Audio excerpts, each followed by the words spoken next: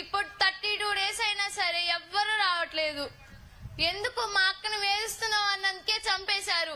ఒక అక్కని వేధిస్తే తమ్ముడిని చంపేస్తున్నారు. చెల్లిని వేధిస్తే అన్నను కూడా చంపేస్తారు. ఇంకెవరు ఉంటారు సార్ భూమి మీద? చంపేసినా కూడా బీసీ నా కొడుకులు ఏం చేయలేరని అడుగుతున్నారు. మీరేం చేయరా? నాకు ఎవరు లేరా? నాకు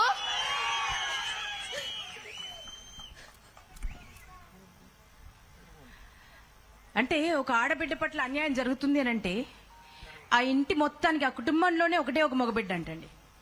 వాడు ఎప్పుడు ధైర్యంగా చెప్పుకునేవాడంట, మిమ్మల్ని అందరినీ నేను చూసుకుంటానమ్మా, మిమ్మల్ని అందరికీ నేను దిక్కుగా ఉంటానమ్మా అని.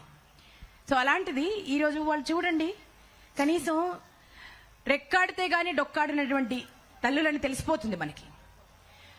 ఒకడు తప్పు చేస్తున్నాడంటే ధైర్యంగా పోలీస్ స్టేషన్కి వెళ్ళి కంప్లైంట్ చేసే ధైర్యం ఎంతమంది ఆడపిల్లలకు ఉంది? నడి రోడ్డు మీద ఒక బిడ్డ